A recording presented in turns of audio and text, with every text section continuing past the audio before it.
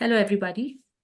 Welcome to the RNA SpARC Webinar Series. And this series is organized by Ignite Life Science Foundation, IAC, and NCBS. In the last two sessions, we heard from Dr. Shujan speak about mRNA and lipid nanoparticles that leads to effective delivery of mRNA for clinical applications. We also heard from Dr. Suhaib Siddiqui speak about broader aspects of mRNA applications and their development. So today for the third webinar, we have Dr. Gaurav Sahay from Oregon State University.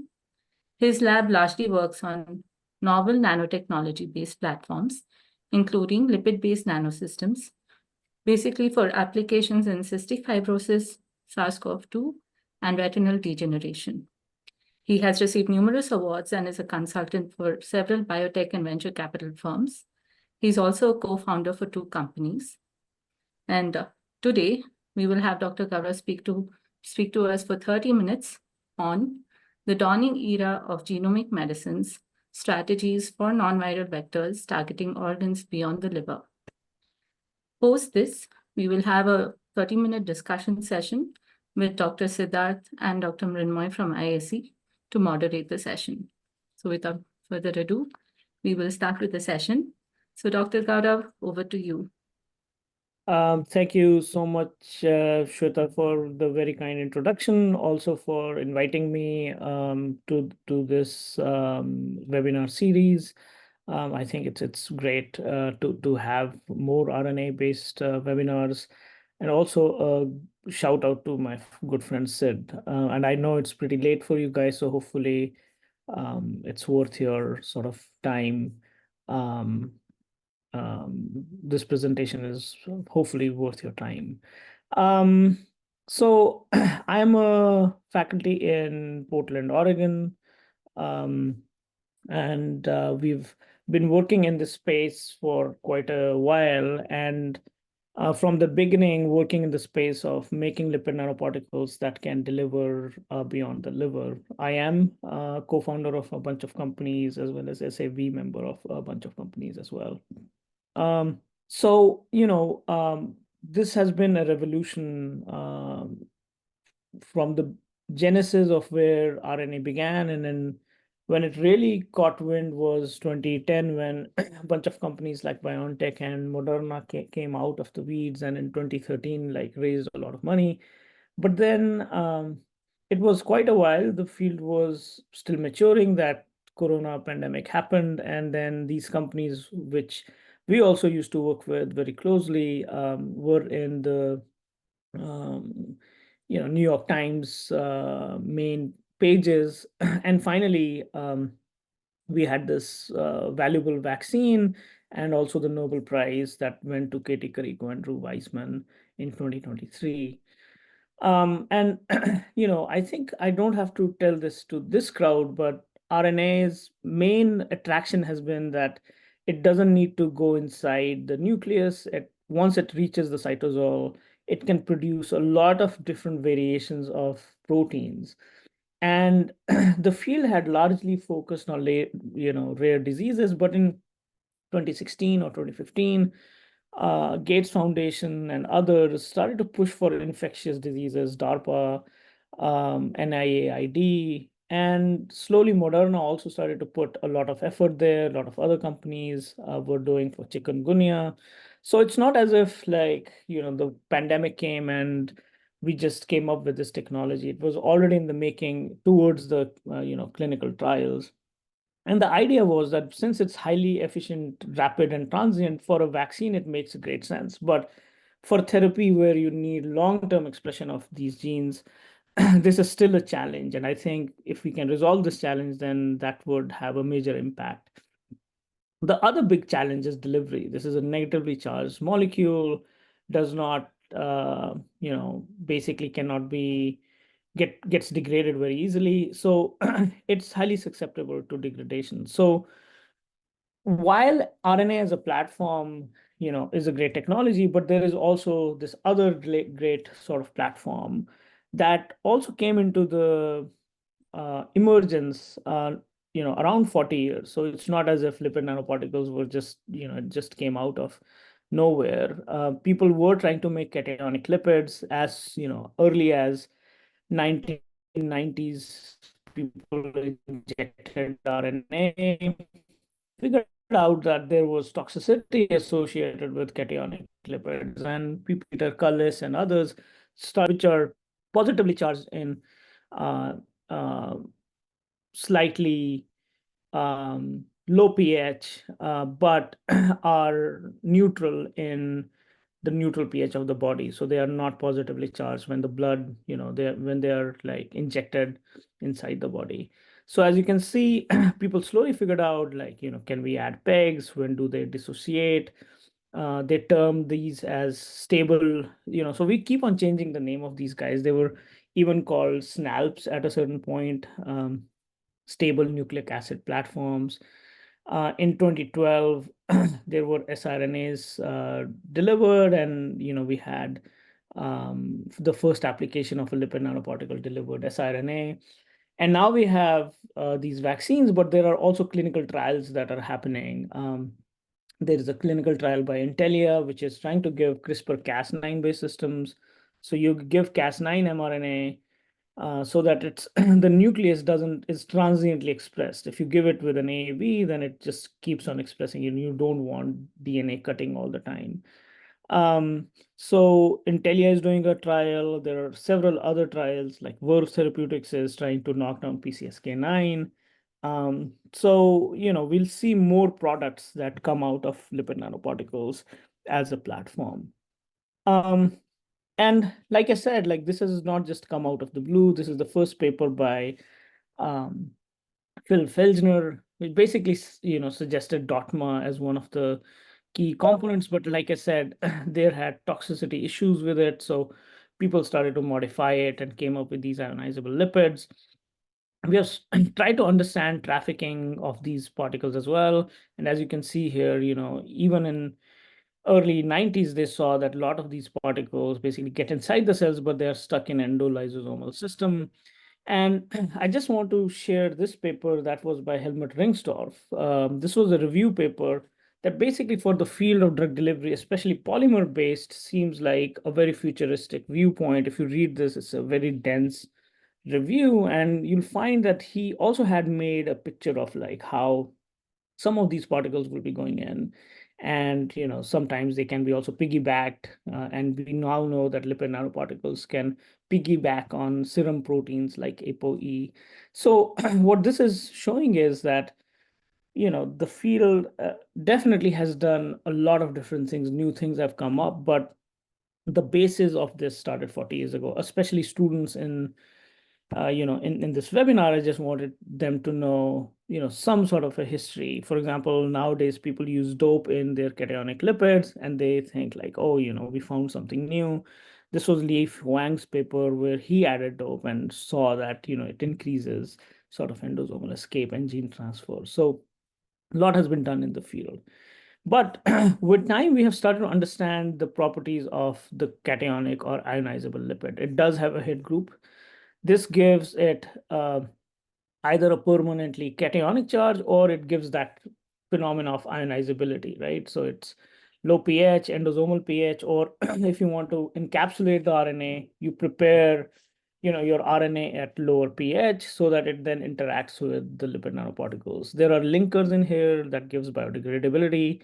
And then these tails are important for hydrophobicity, because you are then making this complex into a stable particle by adding other lipids to it, right? Like, so if you see in my background, you'll see actually a lipid nanoparticle picture. So I'm also encapsulated right now in a lipid nanoparticle. And what you'll also see to the observant eye, that we have made this hexagonal shape. The reason for it is that this lipid nanoparticle has beta cytosterol, which we found if you replace it with cholesterol with beta cytosterol in a particle, you'll see these hexagonal structures, and I'll show you some data with that.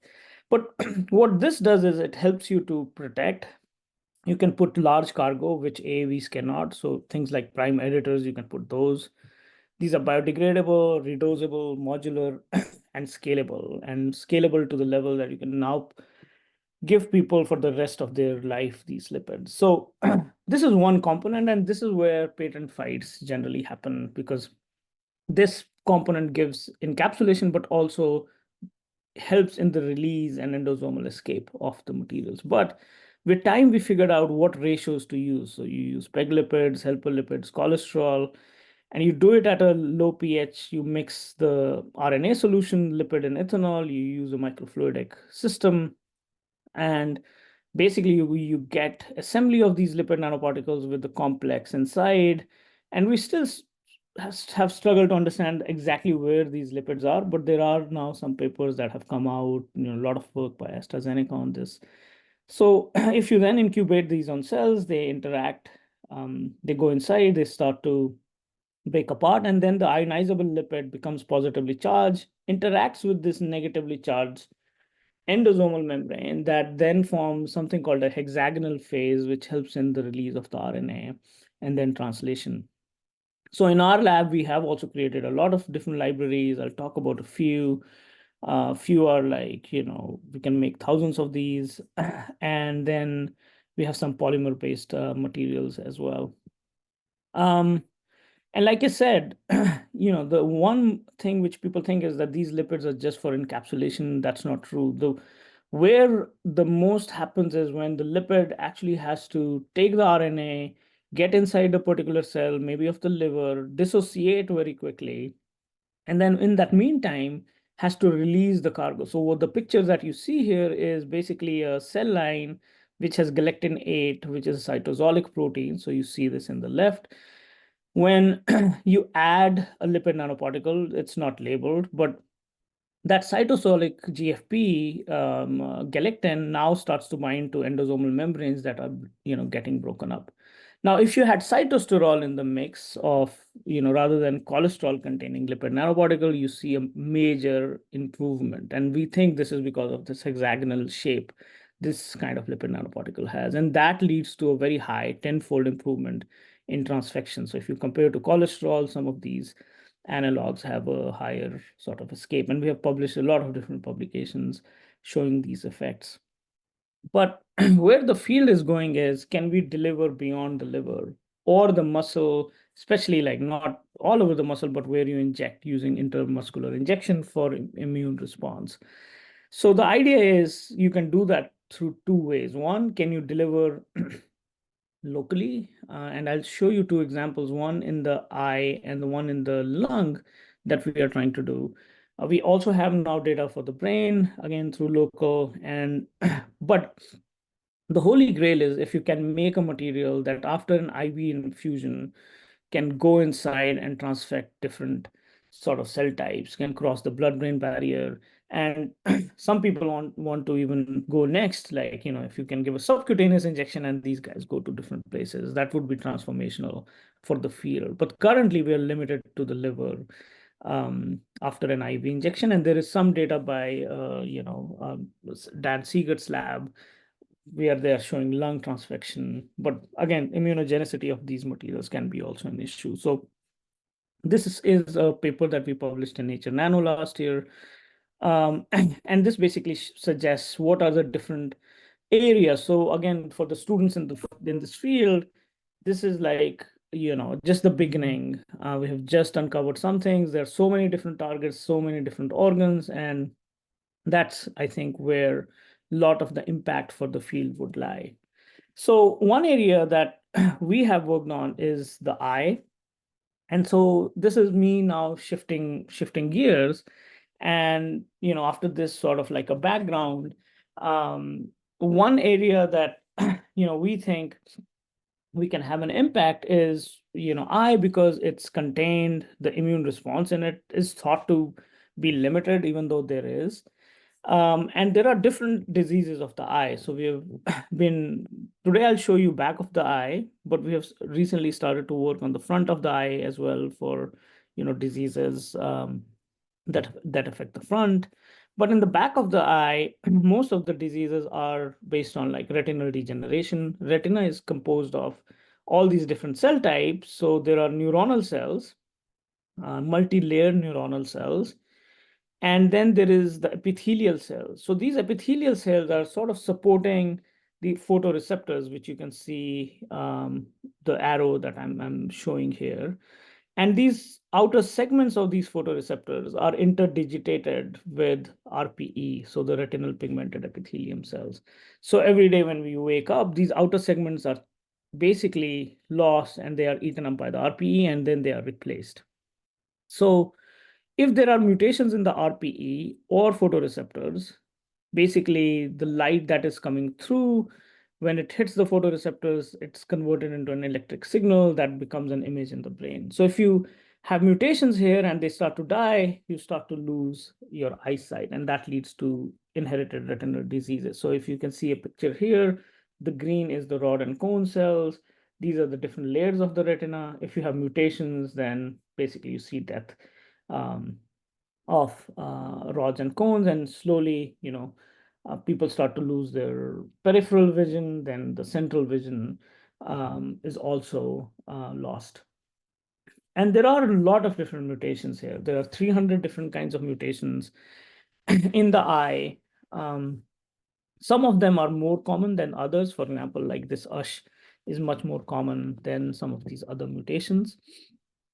And how you have, you can treat it is through either gene therapy. So you could deliver a virus that can give back a gene and it then integrates and you have protein production. And there is a product from SpARC Therapeutics called Luxturna, which was approved in 2017. But the, again, challenge with AAVs is that first they have limited carrying capacity. And the other is if you are thinking of gene editing based applications, then you'll have to give a Cas9 based system as a DNA based system. So we thought, again, if we are thinking of gene editing applications, can we make the RNA in lipid nanoparticles with the guide and see if we can do gene editing in photoreceptors? So how do you deliver in the eye is two ways. One is a subretinal injection. So you could directly inject into the eye, put the particles were near the subretinal space. And again, this requires very specialized clinicians, but it is done clinically.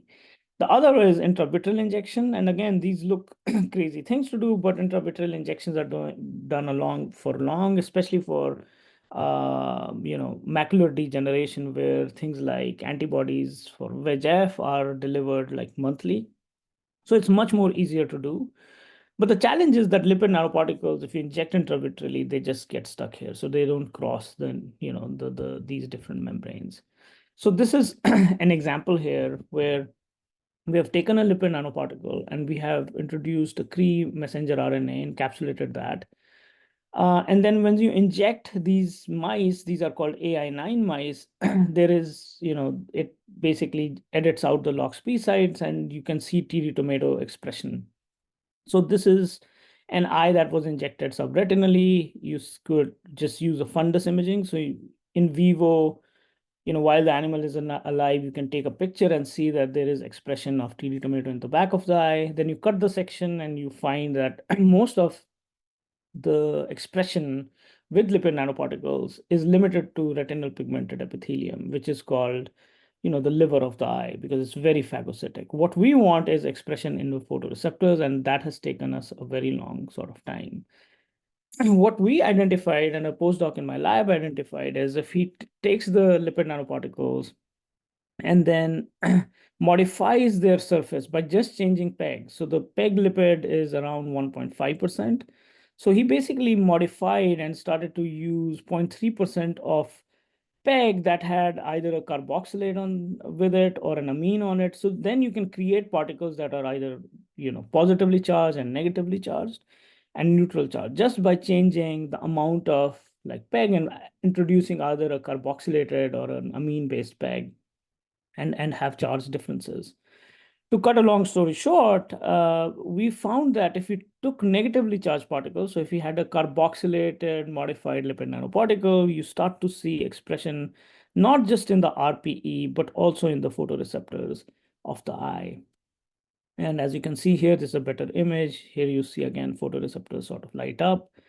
And recently we also made particles that, you make the particle first and then not encapsulate, but cover the particle with messenger RNA so that it has, again, a negative charge. These are called preformed vesicles.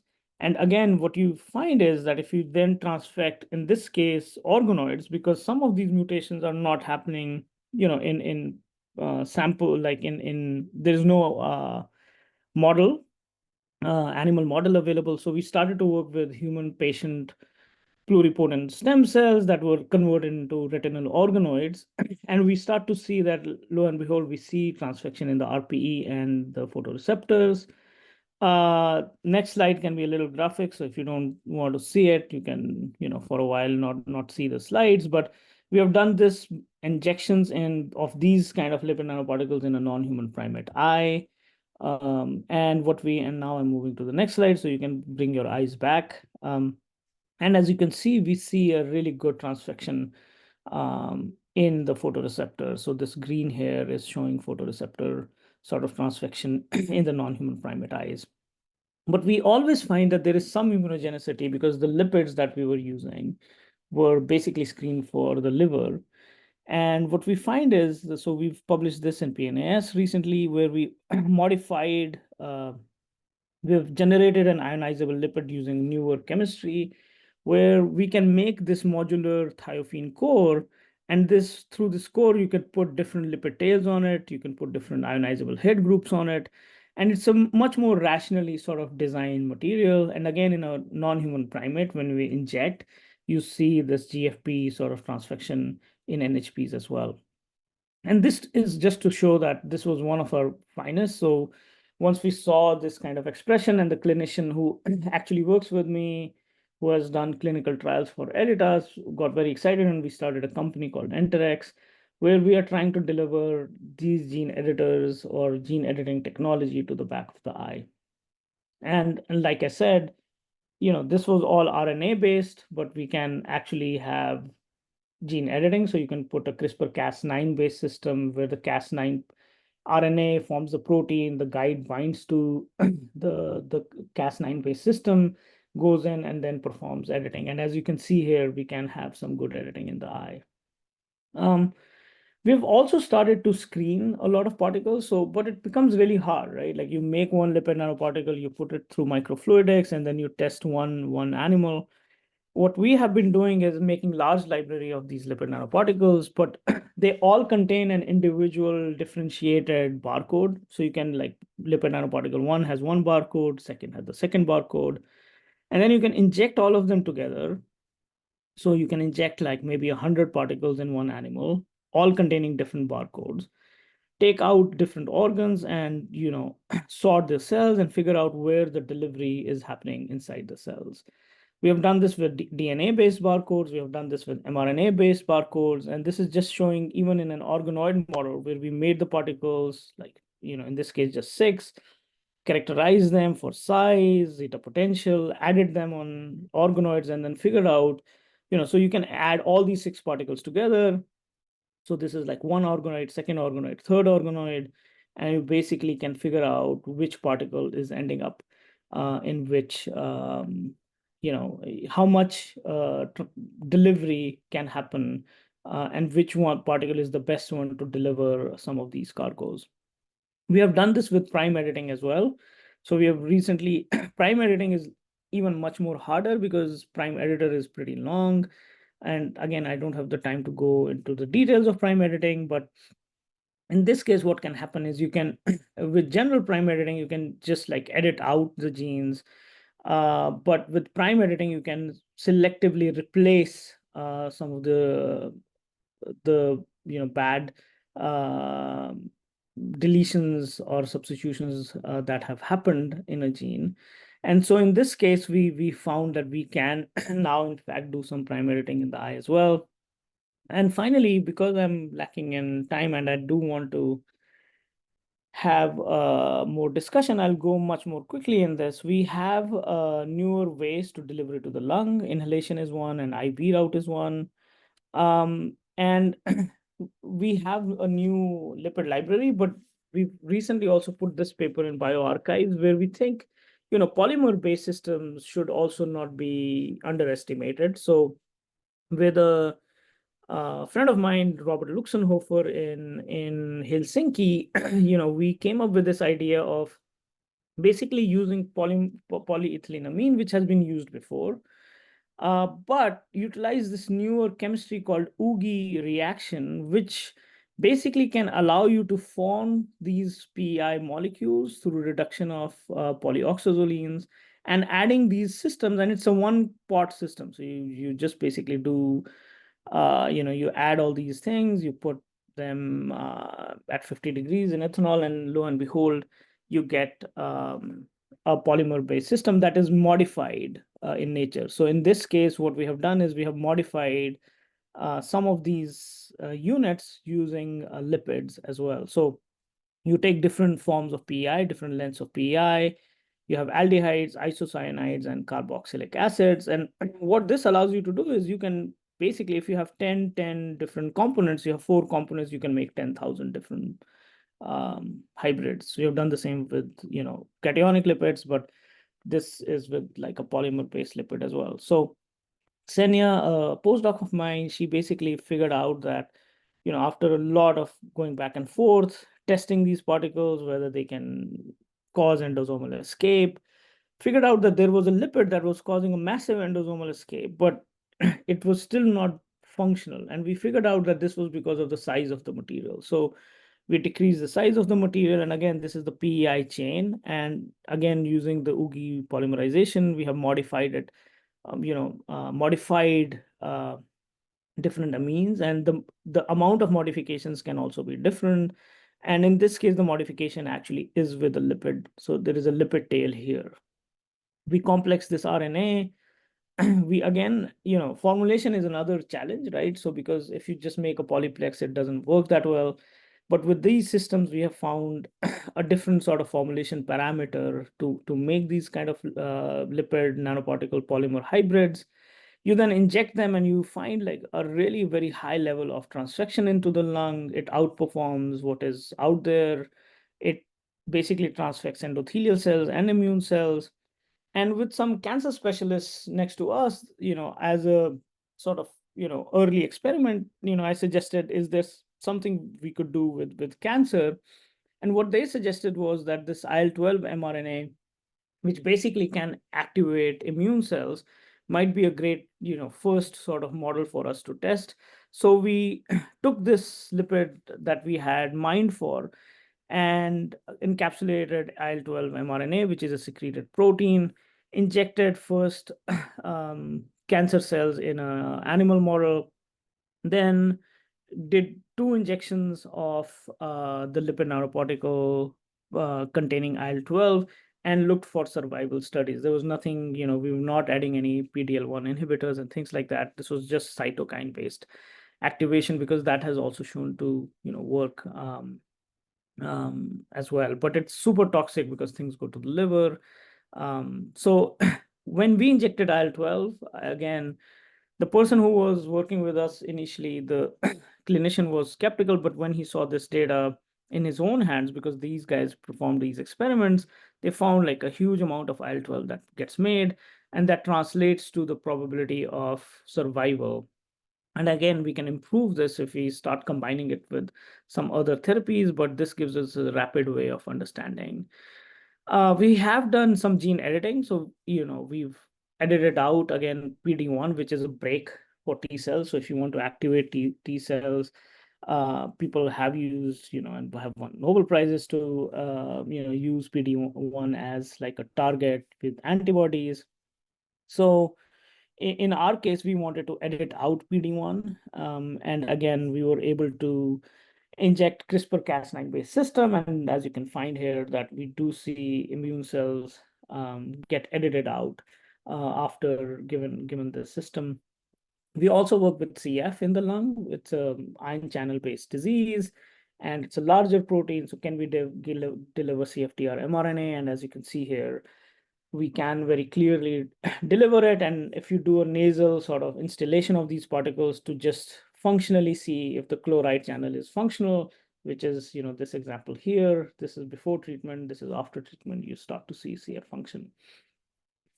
And finally, we have also worked with inhalation-based materials. The challenge with lipid nanoparticles is that if you use a normal aerosol-based system, the particles basically break apart. There is a huge loss. So you can't use the regular nebulizers, or you'll have to change the formulation parameters. So the concept that we came up with working with this company that, again, we started called Rare Air is basically, can we use what is used in the printing industry, right? So if you think of your printers, they are composed of these cartridges, and using principles of microfluidics, they basically let that ink, the inkjet printers, basically the ink is aerosolized, and then that can very specifically then form different designs on a paper. So it's a very controlled way of aerosolization. So we basically took the inkjet printer cartridge, modified it in a way, and as you can see, if this is a nozzle of that printer, it ejects around 10,000 different droplets. And so our concept is like, if you put lipid nanoparticles in the system, because of this microfluidics based thing, can it basically, prevent collapse of these lipid nanoparticles? Because it's, not like on a vibrating kind of system that breaks apart these lipid based systems. And this is just there are different nozzles here. So like you said, like you can form like 10,000 different droplets.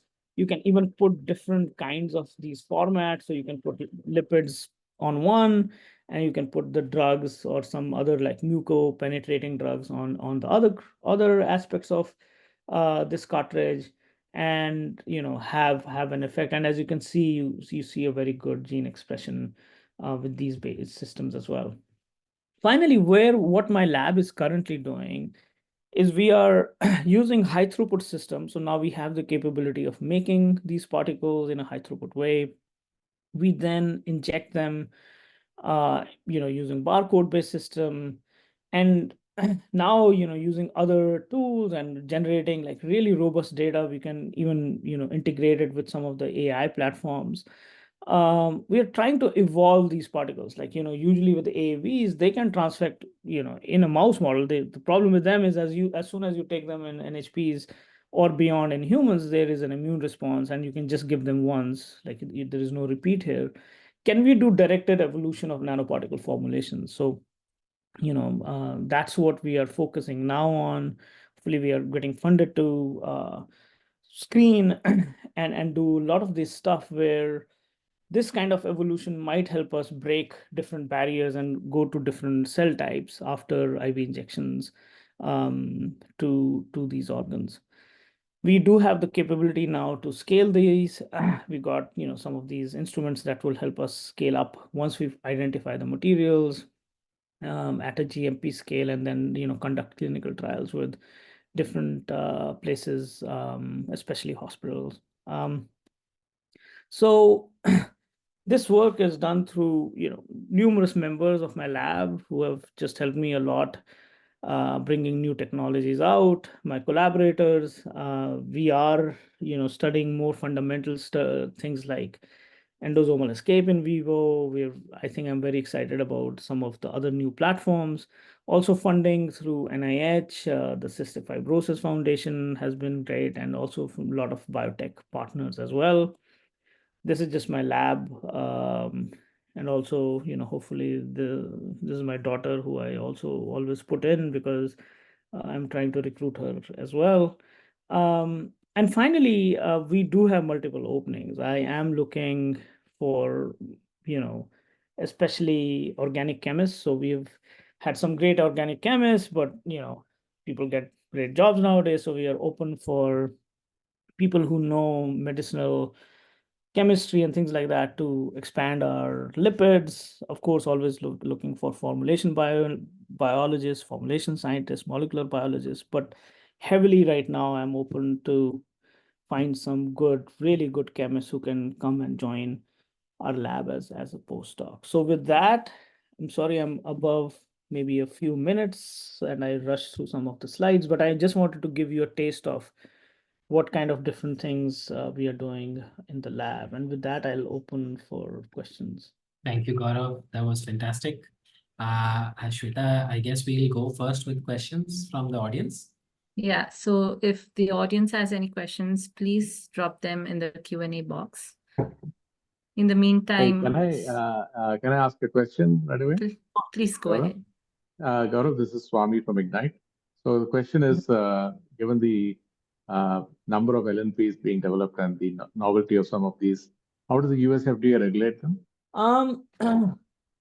Right now, there are a lot that are being made, but in the clinical trials, there are only bunch that are out, right? Like one is that's already approved sort of lipids, what they are in the vaccines. That's a good question. I have not reached to the level where I have directly interacted with FDA, but currently what I see is how the clinical trials are being run is they look for, I don't think they are looking for individual sort of lipids. They are looking for if safety, concerns with these trials and what kind of safety signals do they see, what kind of immune response do they see. I don't think they are that particular about like, oh, which ionizable lipid you're using. I mean, I think they are seeing it as a product, which is lipid, but also there is like mRNA in it, there are CRISPR-Cas9 based systems in it. So the regulation is going through the same process of, CMC controls, manufacturing controls of the lipids, analysis of those. I don't think they're going too deep into like how much the lipid is encapsulation is there. They're using the same, ribogreen based assays for that. But I think most, of concern is what kind of like immune response does it have, and which is true for any drug at this point that is, out there. I don't think there is. There might be. It sounds as if it's being lightly regulated. And is that because these lipids don't have any functional properties beyond their physical properties? I mean, but there are lipids that can also help in activating the immune response. Right. So I was just wondering how can you ignore that aspect? Can you explain that? I don't think they're ignoring it. I don't think they're ignoring the aspects of immunogenicity, right? Like, so they are all, I mean, especially, I mean, currently the challenge is like we have a few that are being, most of these particles are right now in one and done scenario, although there is Moderna doing trials on like, propionic acid, which is given multiple times. Most of these lipids are also given with an anti-inflammatory or like for example, for TTR, the product is already given with immune suppressants with it, right? So I think they look at that holistically, right? Like they are looking for any immune signals that are happening. There is a huge concern on immunogenicity, especially like if you put DNA, there's a huge immune response. So people are trying, I mean, that has not even reached the clinic, right? So a lot of these things are either in an NHP model, which people are testing, but as a field, FDA comes later, but I think as a field, I think we have started to really go for and understand like what kind of immune response we are getting, how can we reduce it. There are papers by, Jacob Brenner, who's looking at immune responses to it. And especially in multi-dose. So one and done is a completely different story. But if you are giving multiple doses, the one way I think of it is like people are using small molecules to inhibit it. I think of it as like just making more potent materials, because once you have a huge therapeutic index, then you use very less doses. You use lower concentration, and then that can minimize these things as well. People are using biodegradable materials now. So I think it's the field understands it, especially for success of therapy based, where you're injecting them multiple times. Where it's one and done, I think, these are already in clinical trials, have shown safety. For immune response, for vaccines, they have shown safety. So it's not as if the field doesn't recognize it. I don't think it has reached to the, there are some examples of it, but where clinical trials are happening and they're looking for it, but not, many of these lipids are not making into the clinic yet because some show toxin, for example, NHPs. So coming up with a potent formulation, and they are not, I agree with you that they're not like some benign, like, okay, because they do cause endosomal escape, they do cause those kind of breakages, but it comes to therapeutic index of it, like can we use low concentrations of it? And for the applications like TTR, which has been given for like 6 years now, they have appeared safe, but that doesn't mean that we lose our guard. So I don't think they are not seeing that as well. But you're also right that the pharma industry would like to believe that these are excipients, that they are, consider them as excipients, right? And therefore less regulation and things like that. But I think as a drug product, they are with a cargo-based system. So, people are looking for all kind of immune responses that can happen. Thank you, Gaurav. Thank you very much. Gaurav, there's some questions in the chat. The Yeah. first one is from Parth, who's asking about, can we use a normal nebulization device for CFTR delivery? He's a formulation scientist, and he's saying that it faced problems with CF delivery for CFTR. Yeah, I think, that's the whole grant for is from CF Foundation, is to deliver CFTR using these rare air-based devices, right? So we are, developing it for CFTR. People have now IV-based systems to deliver for CFTR. You can make formulation changes, and we have a bunch of papers there as well. The challenge is like, not just with nebulization of CFTR. The challenge is just giving CFTR mRNA as well. As much as like we can encapsulate large RNA, delivery of large RNA can be more challenging because, the lipid has to basically now not interact with, release this larger cargo. The cargo has to escape out. So the size of the cargo, the genetic cargo, does have an impact. It's like, as much as we say these lipids are modular, they'll be less effective. They can encapsulate well, but that doesn't mean they'll be able to deliver. So the size of the cargo is also challenging aspect, not just nebulization of FTR. Great. There's another question from Raghuveer. Is there a way to target specific cells with LNPs outside of the playing ratios of the lipid types?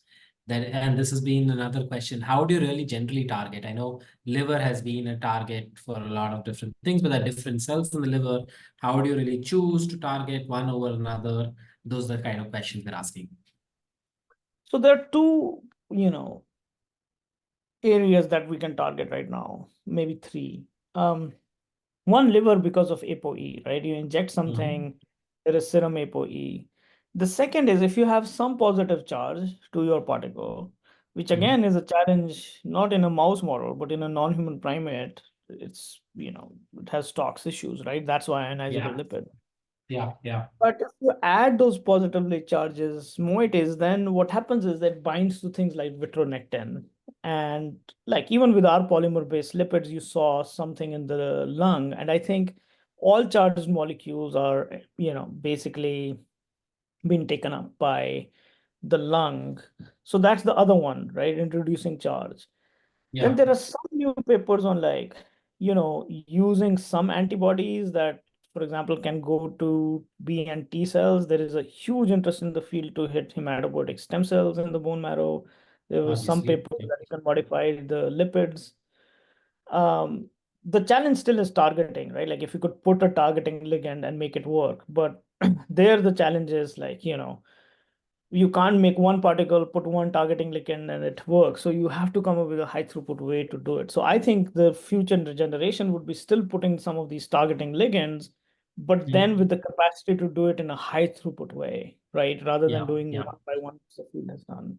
So I think there are 3-4 ways to do it.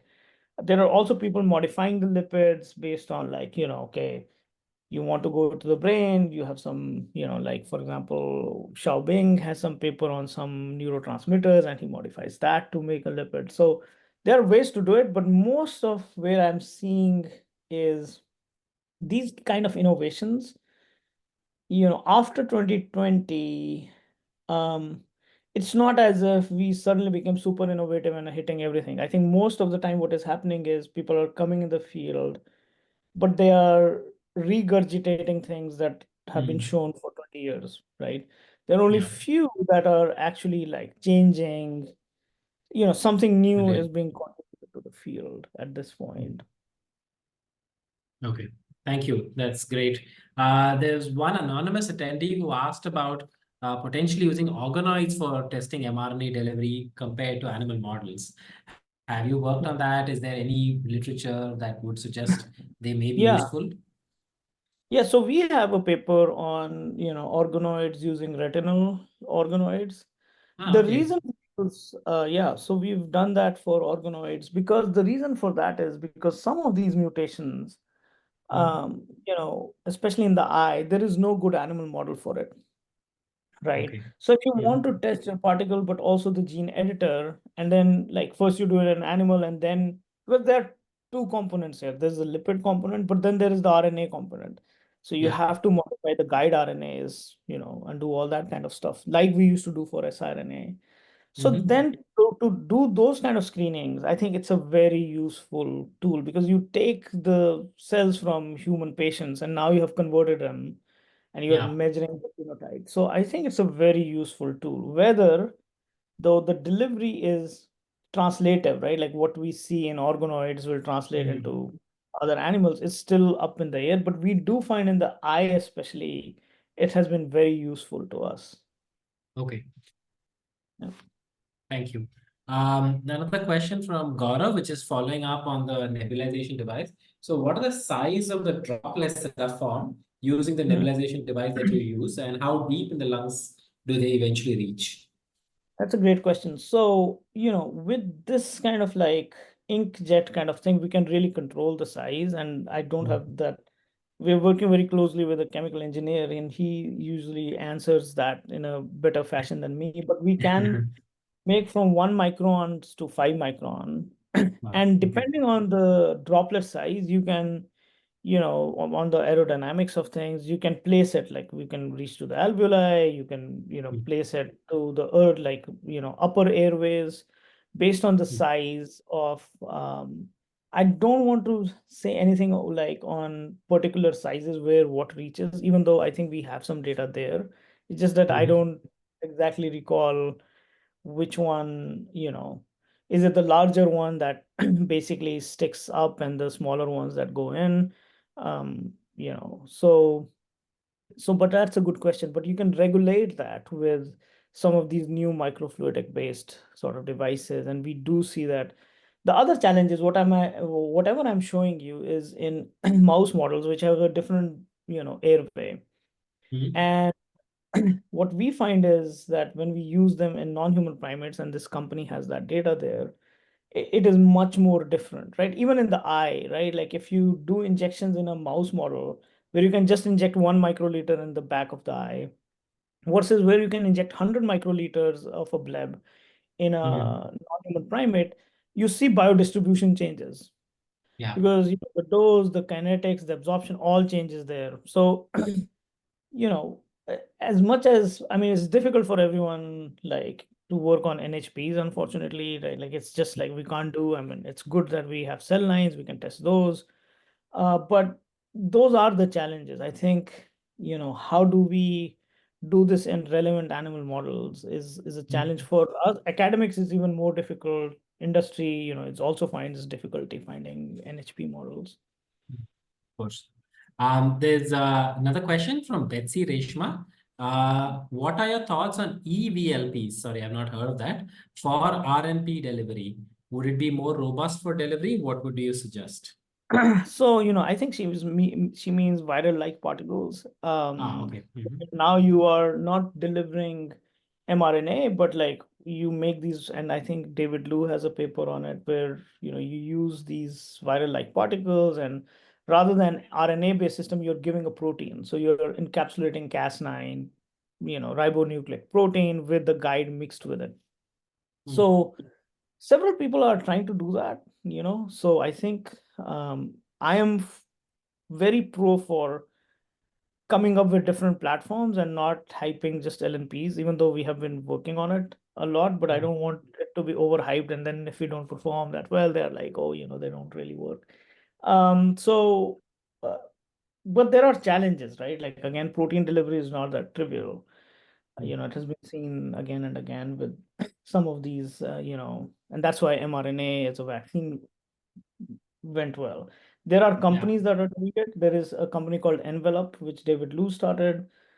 The challenge is all these companies come up with new platform, then there is $100 million, and then on the side they start making LNPs, and then they start recruiting my people. Because at the end of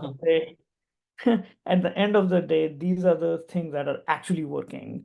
These are good platforms, but it'll require time. Someone really like a Peter Gullis and Dan Anderson and others in the field who work for a long time before these platforms, exosomes, make it. And I think they will make it, but sometimes these things are also hyped.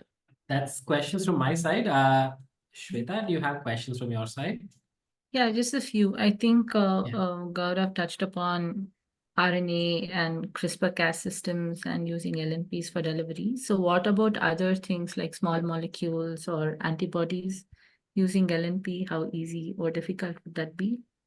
So for small molecule, there have been a lot of platforms, right? So for small molecules, LNP is just, I think, the next generation of a liposome, right? So there are a lot of liposome-based drugs that have been in clinic, actually, Daunorubicin and things like that, Doxil.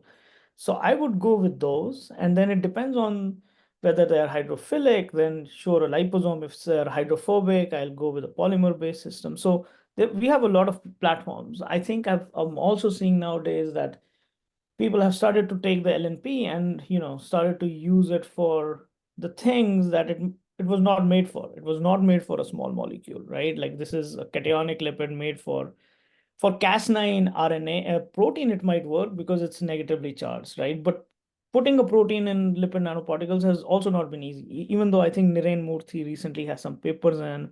So academically, it's working fine. But if you are in a company, then you are short on time and short on cash. So, how do you use that?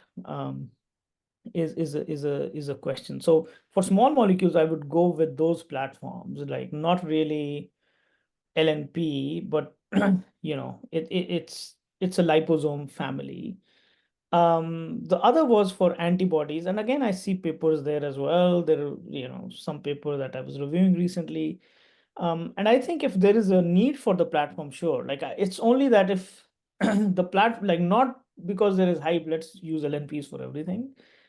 Some of the antibodies are just doing great by themselves. For example, ADCs right now, all these antibody drug conjugates, they're just fantastic, right?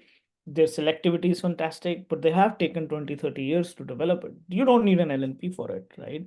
But there are certain things where you have to deliver things intracellularly, maybe in an endocytic environment. So my answer to your question is like a thoughtful consideration of what the platform is made for, right, is very important in my view, rather than fitting it with, all these different. If it's for a DNA and RNA, these are the choice. Like, they were made for it. They were screened for them. But for other molecules, there are a lot of different platforms, and one has to be careful thinking, do you need a particle for it? Can you make a prodrug out of it? So those would be the considerations. Right. I think there's one more question from an anonymous attendee. Is it possible to target blood cancer with inhalable LNPs? I am not a cancer guy. I don't know. I think, I'll have to chat with people. So currently, if you give a lipid nanoparticle, where we see the expression is happening is in the lung. We don't see it getting, like, this is expression though, right? The particle where it ends up is a completely different story. So for example, if we give IV injection of these particles, you might see something in the kidney as well. It's just that it won't express the thing there, right? Or when I show you some data with these cationic lipids, they end up going into the liver as well. But the expression is just happening in the lung. Why is that? We don't know. So for blood cancer, again, is it something you can treat locally in the lung, right? I don't think so, right? You have to, where people are doing CAR T cell therapy is they're injecting rather than like taking out ex vivo. That's where Capstan and all these companies are doing like really well right now. Is the hope is that can you inject IV and hit blood cells or CAR T cells, modify them, and they then get activated rather than doing this ex vivo. There's a huge interest again in hematopoietic stem cells and hitting them. Whether that can be used for cancer, again, I'm not in that real field, but I see a lot of activity, lot of interest in hitting immune cells after IV delivery, B cells, T cells, NK cells. There is a huge interest in, and then that's, I think, for cancer. Aerosolization wise, I'm not sure if, it has an effect, but I'm not a cancer biologist, so. Thank you, Gaurav. And I think with this, we will end. Shweta, I have one last question for Gaurav. Yes, please go ahead, Swami Swami. again, Gaurav. The question is, has anyone looked at the residence time of the chemical constituents of the LNPs? How long does it stay in the body? What's the half-life for the excretion? Yeah, so we are looking for it. We see, depending on the lipids, we see, if you look at the cargo in the blood, people are trying to make them long circulating. So, but long circulating means 24 hours. Otherwise, they get out in an hour or so. So we see the lipids, or not the lipids, but the, cargo contents get out. And if we label some of these particles, we, maximum 5-6 hours and they are out of the system. Someone like even in 1 hour, right? Like the whole process of endosomal escape and all these things are happening in 1 to 2 hours in mouse model. But I think that's not your question. Your question is, what is happening to individual lipid content? And so there has been a lot of work done by Moderna and others on the muscle front, and I think some by Alnylam on the liver front. But in the muscle, they did this in NHPs, they find again, this is based. So the ones that are in Moderna and Pfizer's lipids, those are biodegradable, right? So they have this ester sort of link in the hydrophobic domain. And things like MC3, which was not biodegradable, you would see them accumulate in macrophages and endosomal compartment and just stay there. And that causes sort of an immune response. But these newer versions of biodegradable systems, again, they get broken up. And you don't see them after 24 hours or so. Especially in the muscle, you see that as well. Now there are other lipids as well, DSPC, but those are all, the only unnatural form of the lipid that is out there is, cholesterol is there, is these ionizable lipids. So that's what we know right now. But what happens if you IV inject? Are they also residing in will they reside in some other parts of the body? I think that again is a good question, which we don't have the correct answer for. But in mouse models, we are seeing if you take the whole lipid, it doesn't stay. Again, people are trying to make it last for maybe circulate for a day, so that if it circulates longer, it has more time to bind and go to some other tissues. But we see them, maximum 3-4 hours and they are out of the bloodstream. What is does that mean there is no lipid left? I don't think so, right? I don't want to be saying that oh, is that completely out of the system, right? Especially the newer cationic versions we are building. I think they might have a longer sort of residence time. But again, the field's answer to that question, especially when they saw this with MC3, was to come up with biodegradable system. And that has actually helped in not just improving the delivery, but also how we respond to some of these systems as well. Thank you, Gaurav. Excellent talk. Lovely to hear from you, Gaurav. I'll hand it over to Shweta to close the session. But as always, it was fantastic. Thank you. And as I said, if you know of chemists, send them my way. Yes. Thank you, Gaurav. I think this is a fantastic talk and really, really interesting. So I think we had a great presentation and a great set of questions. And I will like to thank Gaurav for this and all the audience and all the organizers for this. So thank you. Thank you, NCBS Instrumentation, for setting all of this up. And we will see you in an in-person meeting happening towards the end of October. So thank you, everybody, and good night.